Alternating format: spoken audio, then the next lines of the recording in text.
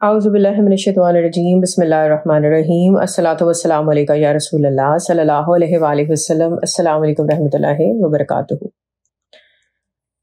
آج جو میں آپ کو واقعہ سناؤں گی اس میں یہ بیان کیا گیا ہے کہ کس طرح ایک لمحے میں حضرت شیخ رحمۃ اللہ علیہ کئی مقامات سے ہو کر آئے۔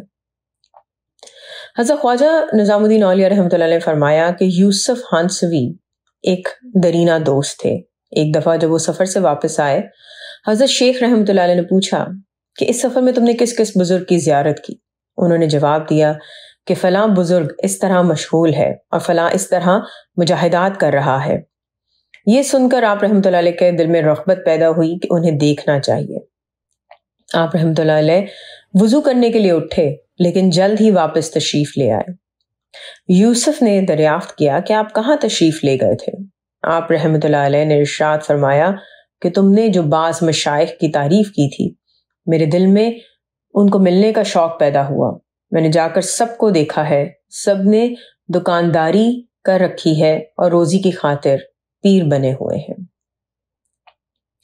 ایک اور واقعہ ہے کہ ایک دن حسن قوال بابا صاحب رحمۃ اللہ کی خدمت میں حاضر ہوا اور عرض کی کہ میری لڑکی کی شادی ہے، بہت خرچ اٹھے گا، کچھ عنایت فرمائیے کہ اس فرض کو بخوبی ادا کر سکوں۔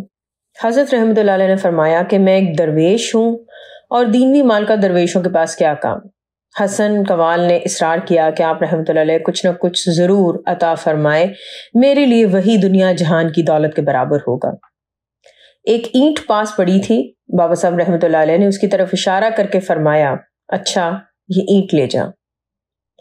حسن قوال نے فوراً وہ اینٹ اٹھا لی، دیکھا تو وہ اینٹ سونے کی صورت اختیار کر چکی تھی۔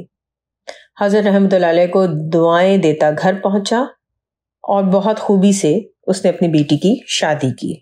الصلاۃ والسلام علیکہ یا رسول اللہ صلی اللہ علیہ وآلہ وسلم۔ السلام علیکم رحمۃ اللہ وبرکاتہ۔